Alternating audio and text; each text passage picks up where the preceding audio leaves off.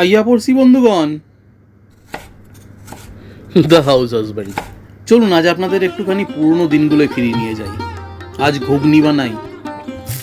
গরম সর্ষের তেলে চিনি প্রথমেই নিয়ে নিয়েছি, তারপর কুচনো পেঁয়াজ। এবার প্রথমে চিনিটা কেন নিলাম, রংটা ভালোবাসে, আর কিছুই না। জিঞ্জার গার্লিক পেস্ট, তারপরে আলু ভালো করে ভাজতে শুরু করুন। একটু বেশ মাখো মাখো ব্যাপার চলে এলে দিয়ে দিন স্বাদ মতো নুন আর কাঁচা লঙ্কা কুচি। কাঁচা লঙ্কা ছাড়া কিন্তু ঘুগনি মানায় না। তারপর হলুদ গুঁড়ো আর লঙ্কা গুঁড়ো দিয়ে বেশ খানিক্ষণ নাড়িয়ে নেওয়ার পালা।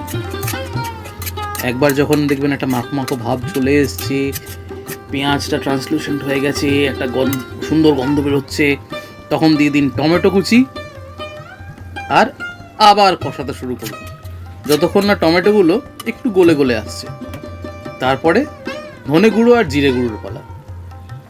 এইভাবে আস্তে আস্তে মশলাগুলো দিলে দেখবেন স্বাদটা অনেক বেড়ে যায়।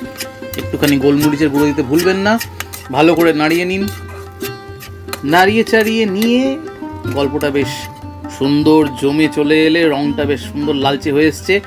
এবার মেইন ইনগ্রিডিয়েন্ট, আগে থেকে 3-4টে সিটি মেরে রাখা ছিল ছোলা আর মটর, সেগুলো অ্যাড করলাম। ভালো করে একবার সব কিছুর সঙ্গে মিশিয়ে নেওয়ার পালা। ব্যাস, আবার কি, জল ঢেলে ফুটতে দিন মিনিট 15। তারপর লুচি হোক, রুটি হোক বা পরোটা সাঁটিয়ে দিন মশাই, হেব্বি টেস্টি মাইরি। ভালো থাকবেন, সাবস্ক্রাইব করবেন।